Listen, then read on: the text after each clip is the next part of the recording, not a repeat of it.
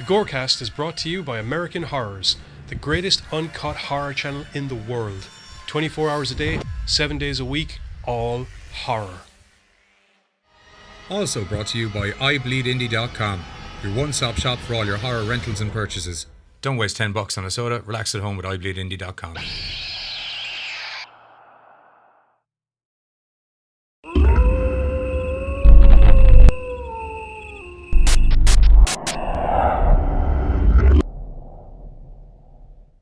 Hello, and welcome to another Live!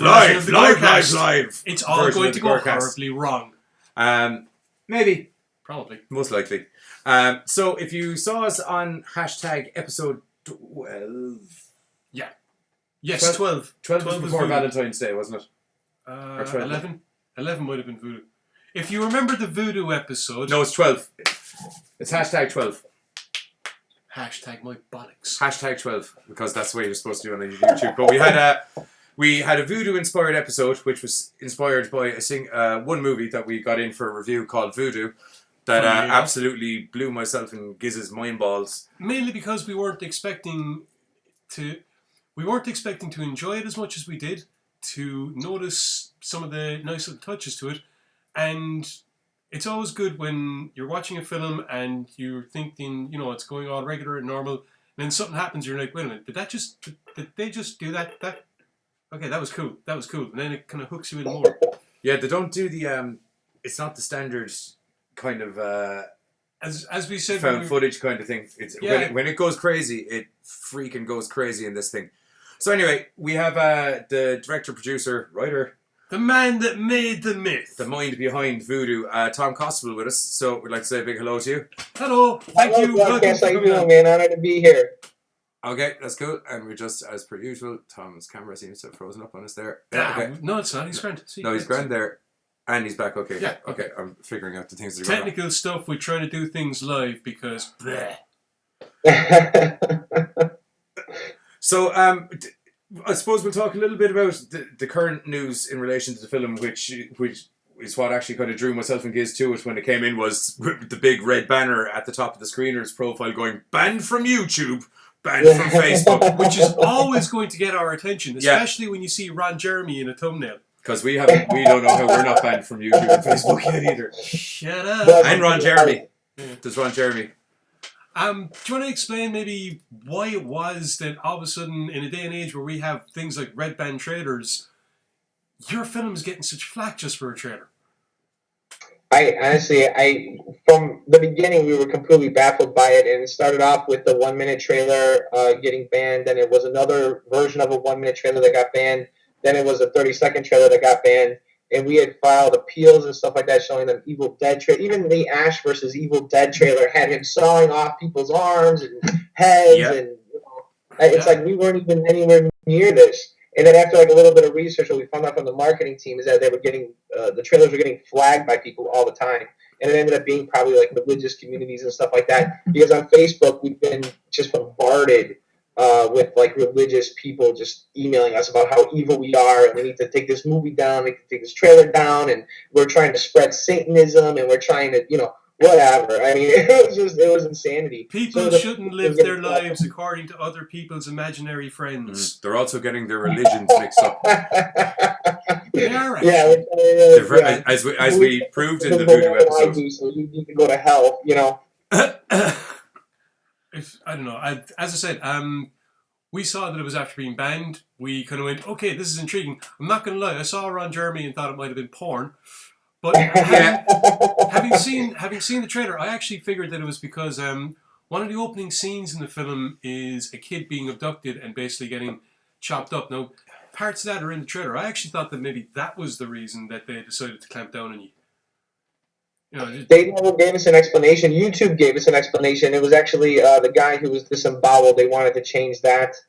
We had to show him the MPAA card. We had to show him a bunch of other stuff. It could have been the way. I mean, here's the thing. I don't think Facebook actually takes a personal interest in this stuff. It seems that they did when it came to the appeal, because once the PR firm had actually blasted on PR Wire that they did this, they put it up within a few days. Like I think it was like 4 days.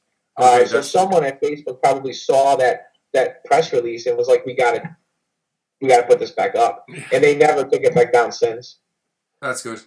I suppose that, like, with YouTube, it's just getting so strict on YouTube now as well. Like, just in general. I mean, we actually, during the interview last week with Ari, we got copyright flagged for using his track at the end of it, and I had to send them an appeal note going, wow. They were like, do you have permission? And I was like, well, if you actually watch the interview, it's the singer and writer of all the songs from the band. Requested it. He actually told us to put that specific track on at the end of it, so I don't think you can get any more permission. Yeah. No, it was actually very quick turnover. There was like under 12 hours. It was back live, monetized, everything. With us with YouTube, it took us, we had to email them appeals and stuff like that, and they finally actually called us, which Facebook never called us, but YouTube actually called us, and they're like, yo, here's the deal, we want you to change the trailer to this. I'm like, who do you think you are? You're YouTube, man. And I tell them that there's like 50 other channels playing the trailers. How come they can play our trailer, but we cannot play our own trailer? Yeah, it's crazy. Like, as I said, when we were doing the VooDoo episode, it had to be through another channel that I found the actual trailer eventually. I think you ended up having to use the one that they'd linked us on. I had to, I ended up having to go get the private link one. Yeah, only way to do it. Eventually, because we kept getting copyright flags when I uploaded it. Wow, that sucks. Yeah. Yeah. It was, on what is already a normally large mountain of editing, it was extra on top. The vein in his head was going 90. It was pumping. So I suppose with the kind of the YouTube dilemma mixed up, VooDoo is just an absolute roller coaster through the 7. Initially, it's kind of, we meet our female heroine, and she's Danny, and she's coming up to LA to hang out with her cousin because she's been hooked up with a married man, and it doesn't go too well. Yeah, and because the married man's married to a crazy voodoo queen living in his house, being one of the major reasons. And relatively soon after they get there, crazy shit starts to happen. Initially, where did you kind of where did the whole idea come from? I'm fascinated.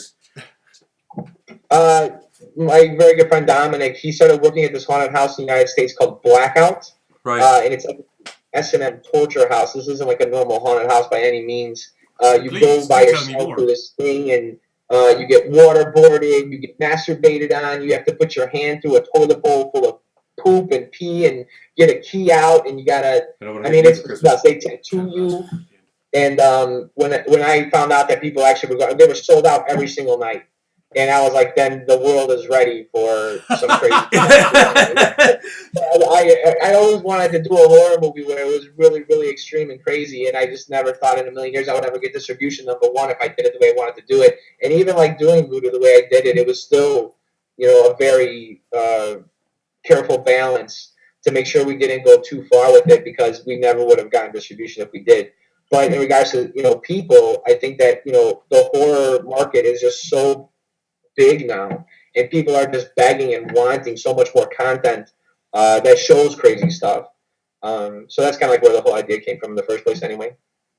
I think it's I agree with how kind of like your viewership has changed over the years, because before, a lot of people, if it was like the real crazy out there kind of horror movie, you get slumped into the shock horror, and and people kind of don't want to admit that they were into the kind of stuff, unless you're gays.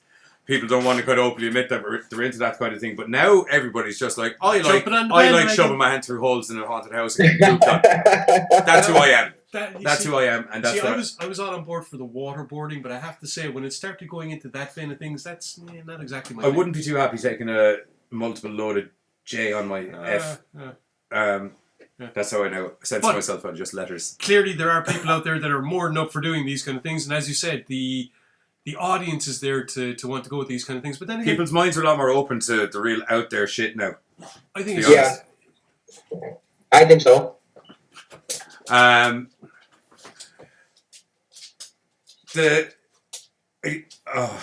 do we go about this without kind of revealing stuff? Well, screw it. We're going to have to assume that you've seen the film, or you've seen... We're going to do a spoiler alert right here, people. Spoiler alert. We're going to spoil shit for you, spoiler because alert. We can't talk about things otherwise. The romantic interlude between Danny and the devil, myself and Giz were like literally like high five on that, because I was like, wow, you don't see that happen you don't see that happen. Period. Well, it wasn't just that. It was just a case of, okay, I've seen things where they allude to something happening, or maybe you do the kind of camera angle softcore, and we were watching that. It was kind of like, no, that's just straight up, No, she's getting drilled by Satan. Yeah. But it was. There's certain crazy shit that can happen in a film where you're like, my respect level just went up a little bit for that film. I've heard people have been told they were going to get done by Satan and all this kind of stuff, but he just straight up. But it was the build up to it though as well. I think was brilliant. Just because it was so unexpected. Now even it does come out and literally. But that's one of the interesting things, and that's one of the reasons that this film stuck to us. The fact that you have this very humdrum, mundane build up. You have the girl coming along, you have Danny coming along with her camera and, telling her cousin her sob story and explaining all the madness and why she had to move out. And then the two girls go drinking. Yeah, and then, it's just the suddenness of their... Oh yeah, with Ron Jeremy, that was awesome. That was just brilliant. But just the suddenness of that moment where she turns off the light and it's just that flash. Yes. The night vision flash. And you're sitting there going, what the fuck was that? It's just a second, people. But my God, it. And all of a sudden, you're kind of going, okay, things just picked up. I'm interested now. This has gone from me sitting down watching this to me kind of going, okay, let's see where they're going to go next. That was at that stage into the film. Like myself and Giz I was like, okay, it's a nice little found footage so far. Kind of got this usual run of it, and that one little split second flash. Myself and him were like, ooh. Yeah. Like as we said in as we said in the episode about it, we ordinarily don't kind of sit down and watch the screener movies together. We'll stay in our separate houses and watch them, and then kind of have a little powwow and debate before we do the episode. But it was the first time the two of us were literally sitting down watching it. We were like, "Whoa, okay, this is getting good. I'm liking it." And then it doesn't get much better for her after that. Well, yeah, I mean, it's once again. What caught us was the progression through things. Now, obviously, you have the climactic end, as we said. Climactic. True. Yes. Very well put. It was the build-up to it. I mean, the slow descent. When she starts hearing the drums, I was fully convinced it was going to be another psychological... She's only hearing the drums in her head. She's going to be locked up in a mental home at the end of it. But no. You decided to go full on, let's fuck with her. And it's the subtle things. The light going on in the bathroom. The door opening. The cruise... all these cool little creep factor things, the things that put the little chill up your spine. Yeah. And then all of a sudden, the gear shifts and it's proper full-on Dante's Inferno. The tension build-up throughout the scenes is done impeccably well. Even like the little, like the walk up the beach when they're all hungover and stuff, just these little nuggets that lead you into, okay, this isn't going to be your average little... scare at bedtime by the end of it, you know what I mean? So, as you said, you had you saw the S&M torture house and went, okay, I think the world is ready for our film now. Where out of the brain of you guys did it come? Because it gets very dark very quick. I liked it. Yeah. Well, I always thought about where would be the place where the craziest stuff can happen. It would be totally acceptable to society, and it was hell. So when it came down to okay, how are we going to do it? Are we going to do a Hollywood mainstream hell? Are we going to do what we really want to do? And we just kind of went into a happy medium kind of thing, like I was saying. And then we kind of followed the Dante's Inferno 9 levels of hell.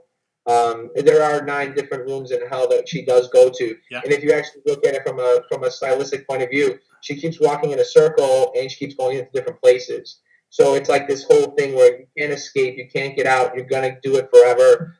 Which actually is at the end, the minions come back and drag her right back into hell. Straight back door one. Yeah, and the demon saying,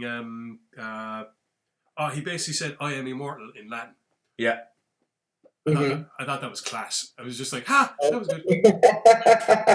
Oh, you mean Satan when he said Eternameus? Yeah. Yes. Yeah. I am eternal. I mean, he doesn't. I think that she thinks it's supposed to be a false hope, that she thinks it's all over and she goes back, but no, she's dead. Poor Danny gets a couple of false hopes. Yeah. There's one of my outside of the Satan bit, obviously. One of my favourite scenes is before she gets brought into Satan and her mother's there. Because I was just, I was like, that is a level of evil that unbelievable level of torture to just her, because the mother had died, wasn't it? Yeah. I liked how just it was beautiful. I liked how beautifully it was, done. I liked how it was a gradual progression of the torture that she'd go through. Yeah. As I said, each chamber, each circle of hell is one step up in the she's fucked-o-meter until eventually she actually is fucked-o. Oh, so, she's proper fucked-o. Her sexy little boo for the weekend, he gets fucked-o early in the movie. Yeah, but like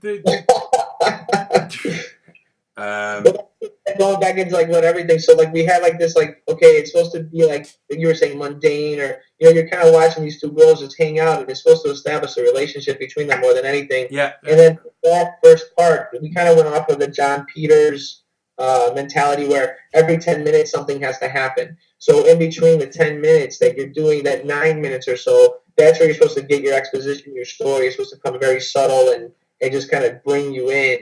But then to go into the place where you get to a level of hell where every level just keeps getting worse and worse in regards to fear and despair, we had to go from that storytelling part in the beginning into madness. So like even when she's going into the haunting and she sees the dude with the red eyes, and then she goes upstairs and the cross and the TV and the knocking, and so usually in a horror film those things happen like spaced out, where like we just did it all at one boom, in 2 minutes, like she goes through like this crazy stuff, and it's supposed to be a precursor to hell, and to get to the point where, like I said, the despair happens. So in the beginning, it's like this shocking, freaking thing of what she went through, to be cursed from what she did in her earth life, to dealing with her uncle, to dealing with her mother, then dealing with Satan, and then dealing with someone eating her own body. It does become like a more of a psychological thing opposed to like It's usually how hell works best, in my opinion. I really like the way that you built up the relationship between Danny and her cousin as well, because when the cousin finally goes buck ape and gets possessed and taken over, it kind of really hits home with you a little bit. You were loving it anyway. You're that type of guy, but you're kind of like, oh no, not the cousin, the one sane one trying to help her through everything. No. Oh, she's going to peel her face off. Thank you very much. That was the whole thing, is that, she has nowhere to run, nowhere to go. And here's the person that she runs to for solace and for support, and now she's the one that's actually killing her. So it's supposed to be like a very emotional thing for Danny from a storytelling standpoint. I imagine it must have been a lot of fun when you kind of finally, after filming what we've been calling the kind of mundane stuff, when you finally got to the stage where in the film we were kind of going, okay guys, flip that switch and let's go to Crazy Town. The stairs are a slide, everyone's out. Now, first up, cuz, let's get you fucking nuts. Especially like even in the beginning, like there's even parts where I cringe, like Rodeo Drive, for instance, like that was kind of like too much for me to handle. But we wanted something for everybody. There's like people that really enjoy storyline and don't enjoy horror as much, and then there's the complete opposite, and there's people that hate it all and love it all. So to kind of like just make it again like universal and make sure that we got distribution, we just wanted to really. And I'm a child of the '80s, so with my whole experience, it comes from the '70s. If you look at movies like The Exorcist, Amityville, Omen, all those classics, it takes them a long time to get to where the crazy stuff starts happening, and a lot of people you appreciate that or you don't, but I do. So I kind of just follow that model a little bit. They all have a very slow build. Little kind of preludes to the madness that's going to happen, but nothing actually drastically storyline. See, the slow build, like you said, it is pretty much the best premise and the best basis for a horror film. You use your slow build, you build your tension. But the problem with some films is that the slow build is so goddamn dull and boring. Whereas whereas ye managed to get the pacing right. Now, as I said, you got the mundane and the humdrum, and with any, like, you're prepared to sit through a certain amount of that with any horror film because you need it, as I said, for building tension. They can't be killing everyone from the very start of the film, or it's just... No, they can't. But what was good about VooDoo was the fact that you had that humdrum, but it went, it moved rapidly along. You weren't spending 20 minutes in the one scene. Like you said, you were doing the 9 or 10 minutes and something is happening continuously. It allowed for the mundanity to move quickly enough without being, while still allowing for the tension to build up. I thought that was good the way that you managed to do it. Combined, just the pacing of it, pretty much. And then once, as I said, once that crazy switch flips, it's just, and it's just straight in and a roller coaster, and it's just fun. The pacing done very well. It builds you up that by the time. It builds you up by the time that the switch is flipped, that you actually have people sitting there like, oh my god, when is it gonna happen? Something's gonna happen. When is it gonna happen? And it does. It's just click. How did you get Danny involved in the film? Because she's in what's the name of the TV show she's in? It's after going out of my head. Young and the Restless. Days of Our Lives. Days of Our Lives. We actually had an open cast call. I had actually casted a different actress for Danny. I had a girl from New Orleans. I really wanted a girl from New Orleans to play this part. And this girl, she was really cool. She was a sweetheart. She was short, which was perfect for a horror film heroine. She was a nudist, so she had no problem getting naked or doing any of the things that needed to happen in hell. And then when I actually flew her out from New Orleans to LA to audition just to see like how her acting was and see if I could work with her. Yeah. And I could. And at the same time I had done that, we were having an open cast call for the role of Stacy, which was the cousin in LA. Right. And Sam had actually auditioned originally for that role. And after seeing her performance and like what she did in the cast call was just extraordinary. I mean, that girl, I don't even know what to say about that girl, man. She is a professional. She's talented. She's super talented. A lot of people have actually, the reviewers are calling her the new screen queen already and stuff like that, which is like really cool. She deserves it. And anyway, after seeing like what she did with that audition, I told the girl from New Orleans, I can't have you anymore. I'm sorry. And we brought her and Ruth back, Sam and Ruth back to read as Danny and Stacy. And right then and there, it was just they signed on. Yeah, I have to say, she walks you through the storyline so well. Like she's technically done the bad deed with the husband. You still feel really bad for her. Like it's just she just sold everything. Like even as you're calling it the mundane stuff, every bit of it. She's very believable through the whole thing. Like the dynamic between the cousin and her is so just believable. It comes off the page basically. I thought so. I mean, actually, what we did was we shot the first half of the film first before we went into hell because I didn't want to go and spend the money on hell if I didn't think that the picture was working with the dynamic between her and Ruth. Yeah. And so we shot the first 6 days. The first 6 days, we shot the entire first half of the film. And we went back and we edited for about a month or so, and I was putting it together and piecing it, and it was just so natural and so great to me.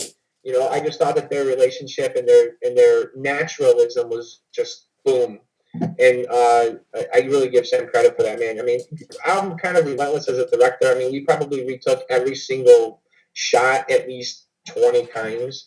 You know, so she would get really over it really fast, but she pulled it off. And so did Ruth. I mean, I thought they were great. Ruth, when she goes demon, is freaking savage. Yeah. Actually, I like the disappearing act on the beach was kind of cool. Yeah, that was another scene where you were like, what the hell is going on here? Like just the kind of the shadowy figure just hoists her, basically, because there isn't even a gentleness about it, just hoists her up. Presumably when she gets possessed, I suppose. Yeah. Oh, yeah. I knew, as soon as that happened, I was like, oh, okay, I know what's going to happen. She's got the devil in her. Not in a fun way. No. Like that. I love that shot, actually. I mean, originally, Ruth was going to, just do, this contortion, the distortion, or whatever you call it, with her body, and make it look like this weird thing. Kind of like an exorcism of Emily Rose, when she was being possessed in the church, and she was doing this backwards thing. Yeah. It wasn't what she was going to do, but she couldn't really pull it off. She had like sprained her back or something like right before we shot that. So actually, that is like one of the only parts where it's like a lot of CG. But I thought it was really effective because the bum, especially the bum, is supposed to be like a messenger of God, and then he goes, "Oh, I'm sorry," and this all happens in the sunlight on the beach, where it's supposed to be really tranquil and godlike. I love that shot. I thought it was great. It's very, as you pointed out with the sunlight and stuff. Ordinarily, all the horror happens at the daytime, or at the nighttime. The daytime is when they have their little bit of safety, but she's constantly, even during the beach episode, and they're hungover to hell at the time as well to make it even worse. But there's constantly little, she's constantly getting prodded, little things. Or we're constantly getting prodded because Danny didn't really see the. Oh, Danny didn't see that, so she wouldn't have got the prodding. I thought you were referring to something else. I was like, no, this isn't the Satan That thing. doesn't happen until later in the film. No. Oh dear. Oh dear. What? Do you have any? Oh, actually, there's another character member that I need to find out how he got involved. How did you get Ron Jeremy? Yeah. Into the film. I've been going to the Rainbow personally for like at least 12, 13 years, and Ron was always there. So I've known him a long time, even just from default of just going to the Rainbow. And I had actually, when I was writing the script, long before I even talked to him about it, I had written him in it. And I was like, he'll do it, no problem. I've known him a long time, blah, blah, blah. Yeah. And I couldn't find, what ended up happening was right before we started shooting, when I was going to ask him, he had a heart attack. Oh. And he wasn't coming out. And I couldn't get a hold of him. You know, like he has a new agent now, this guy named Mike Esterman. Really awesome dude, but I didn't know who his agent was at the time because he was in between agents or something. I forgot how it played out. But anyway, long story short, he actually was at the Rainbow the Friday before we started principal photography. It was just blessing of luck. I'm like, Rah! I just ran up to him. I'm like, dude, where the fuck have you been? And then he's like, I had a heart attack. And then I just told him, like, dude, you have to do it. Because it would be totally reality that she saw this guy at the Rainbow. Yeah. Like if anyone goes to the Rainbow in LA, you will see Ron Jeremy. Especially if he comes over kind of like a porn producer as well. Which he is now. I mean, he obviously isn't acting anymore, but he owns like websites and stuff, video stores. Oh, I know. So he really is very much involved on the production end of the business. Yeah, that was one of the things from the trailer that really made you and me jump. Sort of like, it's that goddamn Ron Jeremy. That's why I thought the trailer was banned. Yeah, that was one of our things that we put money on, was when we'd seen Ron Jeremy in it, we're like, okay, this is definitely going to be my kind of film. And it was, just not the way that I thought it was going to be. Although actually it kind of was by the end of it. Yes, it was by the end of it. Yeah. Are you planning to kind of do a sequel of it or continue the story on? I really would love to see what happens with that voodoo priestess more. You want to see more of the voodoo queen? I want to see more of the voodoo queen. Yeah, definitely, man. I'm open to more. I gotta tell you, I mean, this is like consuming my life for like at least 3 years now. Like even like right now today, like just like the marketing and promo, I'm going from like 8 a.m. to 5 a.m. daily. So I don't know like how the distributor feels about a sequel yet or anything like that. We don't have any of the numbers yet of what it's produced. We were bombarded on Facebook with comments and like, you know, people praising the movie and stuff. So it seems like it's doing really, really well. But I don't know yet. And I think that for the distributor to want to move forward with the sequel, it would probably have to boil down to what the numbers play out as. Yeah, but I'm definitely man. I think it would be a great franchise personally. I think, you know, different levels of, because what happens is that's her own personal hell. A lot of people think like, well, how did voodoo like go to hell? Hell is not a voodoo thing. Well, what happens is the voodoo priestess curses her to her hell, and because she's a Christian, that's hell. Yeah. You know, and depending upon, you know, what kind of denomination you are, or whatever the new protagonist can be in movie 2 or 3, it could be different. Exactly. A curse sends you to where you fear. Well, no, it's heaven and hell are created by our own perceptions. Yes. Any afterlife that may or may not exist is forged by our beliefs while we are alive. As I said, it's useless to go around believing in other people's 2,000-year-old imaginary friends. But hey, I believe in death. She's my imaginary friend. You know, the same in heaven and hell. Every person's heaven and every person's hell is dictated on what they believe in. So for me, I imagine hell would... There's been a public service announcement by the Emerald Gore Society. Oh yes, welcome to our hell. Well, actually, me personally, I'm a theosophist, and what that is like the study of all religions and the mythologies, It kind of gets into Blavatsky, like the secret doctrine and stuff. And a lot of denominations, I mean, Hinduism, whatever, it does have its own version of damnation. Yeah. And I think to have like a franchise where you can get into all the different mythologies and what it would be like it really would open up the world, especially in the United States, because the United States is very, I'm not going to say closed-minded to other worlds and ideas, but it's not as open as other places. I'll take narrow-minded. Yeah, the United States tends to have a rather strict vision, and you can't go too far outside that vision, or they think you're a crazy person, which is fine, because, that's why I'm over here.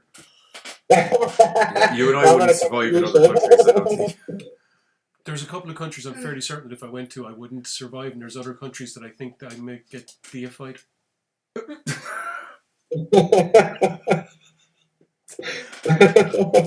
What? Hey, people are foolish and will listen to anyone that talks a good game. Sorry, I just had a Jesus photo just in my head. It's just, sorry. I've done it before. Yeah, I know you've done it before. I made an entire nightclub bow to me one night. It was hilarious. It was actually worrying. To be honest. It's just sitting there like, about this, because from my point of view, you got a Jason mask directly in between the two of you. Like he's like watching you guys talk about it. Oh, Jason never dies, as we found out last week. It's great. There's more of them going to be coming. I'd like to get a voodoo Satan head in there. I don't know how we'd get a voodoo Satan head in there. I'll figure something out. It'll be cool. I'll send you one. Really? Yeah. That'd be amazing. I'll get a voodoo Satan head in there. We're going to have a machete from Friday the 13th arriving soon. The plan, I think, is to try and decorate it with odds and ends from hopefully different people that we've interviewed or films that we're reviewing. We're getting there. We got a poster from the Pitchfork guys in there. Oh. All waiting to get redecorated up. It'll be fun. So you guys saw it, obviously. Was that? I haven't been able to check that out yet. I heard about it. We enjoyed it. Pitchfork. Yeah. Yeah. The cinematography in it was amazing. The death scenes were savage. Yes, I very much liked the... They had a brilliant FX department. There was a scene in the barn with barbed wire, and it was... beautiful. Hard-on inducing. Yeah. Oh, Jesus Christ. It was beautiful. Overall we liked it. There was one or two things that we were a little bit... I very much liked the main character, the Pitchfork himself. Just the... Daniel Wilkinson. Thank you. Just the way he took to the animal boy persona is the best way of putting it.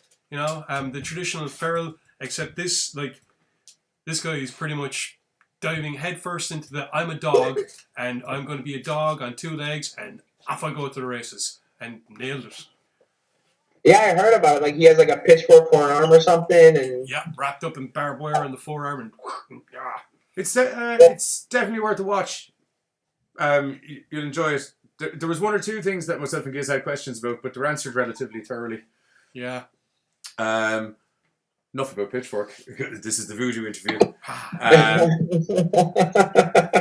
You got any more questions? When it came down to the actual torture scenes, the hell-based torture scenes, did you have any problem kind of explaining what you were trying to do and kind of get people on board with it? Because, man, those priests got a bad doing. Don't get me wrong. As an Irishman, I understood exactly where that was coming from, but those priests got a bad doing. It was, you know what? They were all haunted house actors, actual haunted house actors from that haunted house blackout I was telling you about before, and Universal Studios Horror Nights, and they were down for anything, man. I mean, they were all about it. I mean, from Jump Street, we just kind of told them what we're doing with this movie, what it's about, where we're going with it, what's going to happen, and they were just like awesome. They just wanted to be a part of it. So they were not. They had no input whatsoever about what the subject matter was or anything like that, and they were all very open. And the thing that sucked is that we didn't really have a lot of time with them because the build with Hell took so long that we went over schedule at least 2 or 3 weeks. And a lot of them had already scheduled other films or vacations. It was like springtime when we shot. So a lot of the people that we originally had cast couldn't even be there. And then, so even using the people that we did get, which are still dying, we only had so much time on set because the flames weren't working on the torches, the propane tanks weren't sending the gas to them. The fire marshal said they were burning the place down with the smoke. I mean, it just was like one thing after another. Like, for instance, like the priest and the baby, but we only had like 3 takes of each of those scenes. And it just wasn't enough. But they still were able to pull it off because that was their profession, thank God. Was it all the one set piece, or was it just broken up into a bunch of different set pieces and you just caught in between as she was transitioning between it? It was one set, but it was huge. It was 85 feet of flats on 2 sides with about 7 tons of dirt. That was the main, like in the beginning shot where you see the statues and stuff, that was like enormous. And then when she like goes into like the one part where she gets branded and the next part she goes into the butcher room. Yeah. So we had, this side was 85 feet each, 2 sides, and that side was about maybe 50 each. And we used the butcher room as the mom's room, so we had to redo that set when it was all done. But it was one set, but it was massive. Where did you actually build it? We were in a warehouse in Van Nuys. It was on Custer and in Oxnard. We got really, really lucky because the original place that we had was an abandoned Lowe's, and they had changed hands in between the time that we started talking to them and the time that we started shooting because it was taking so long. And they went from wanting like 10 grand to like wanting like 80 grand. I was like, you are out of your mind. That's inflation. So we got lucky. Like literally everything with this movie was nuts. And down to the wire and down to the last minute. Ron Jeremy, actors, whatever, in the warehouse in this instance. So we literally facilitated the warehouse big maybe 7 days before we started building. That's crazy. Because the set for Hell is done so well. I was actually going to ask earlier where you had actually shot it, because I thought it was a case of you'd found this nice kind of set of caves somewhere and set up shop inside. That was the original plan, and we had found some places, but they just weren't big enough. I really wanted to shoot like a real cave. And actually in Pasadena, California, there's like this underground cave thing that's supposed to be an actual portal to hell. And nobody would shoot there because they were all scared to go there. Well, and that would have been perfect. The Emerald Gore Society have cameramen and film crew. If you ever need a bunch of people to go film near a portal of hell, bring us over.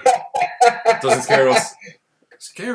Giz just wants to go home, basically. That's get out of my chair. You so aptly put it. I miss home. Yeah, it's warm down there. Yes, it frickin' is.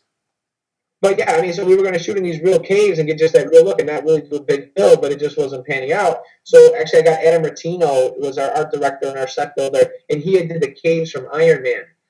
When he was in the first Iron Man, he went to the Afghan cave and he built the suit. He had built that set. It was one of the guys that had built that set. So he was thinking the same principles applied them to here, and we basically had the same set as Iron Man. That's actually kind of cool. Yeah, that was awesome. So I suppose pretty much on that note, that's us done talking about VooDoo, I think. Okay. We're just going to end up getting way more into the storyline, and I don't want to ruin it for people because it's the problem when you start talking about a film, especially with the guy that wrote, directed, and produced it. Yeah. You're going to end up going into details, and then there's people kind of watching, going, "Damn it, I don't need to see the film now." Before anyone gives out, rewind back to 4 minutes in, where the word "spoiler alert" was said very loudly by me twice. Warned you. Before we go, just for anyone that's watching that would like to see the film itself, what's the story with distribution? Can it be? It's up on Vimeo or something like that, is it? It's on iTunes, VooDoo, Amazon, YouTube channel, Dish Network, Sling, Ubiquity, Verizon, Fios. We had an AMC run that ended last week. So now it's just the VOD platforms and stuff like that until we get done with that run, and then it'll go into the licensing with like Netflix or Redbox and stuff. But if you go to hypercubefilms.com/watch VooDoo, watch-VooDoo, those will have all the direct links to all the VOD platforms to watch today. Cool. Well, for anyone that's out there that hasn't seen it yet and hasn't had too much spoiled by us talking about it, go fucking watch it because it's a good film. I can tell you now, we haven't actually spoiled much on it. Not really. At all. They're just myself and Giz's highlights, I suppose. Yes. We're going to say thank you very quickly to Tom COstible for coming on and chatting to us about this movie that the two of us love so much. Show-inspiring movie. Show-inspiring movie. We've established that hopefully if there's a VooDoo 2, myself and Giz are going to be filming near a portal of hell near you soon. And, you guys are awesome, man. Thank you so much for having me. You guys rock. That's great. Thank you so much. And thank you so much for tuning into the GORECAST and watching it and all that kind of stuff. And on that, we're going to say GORECAST out. Check VooDoo and GORECAST out.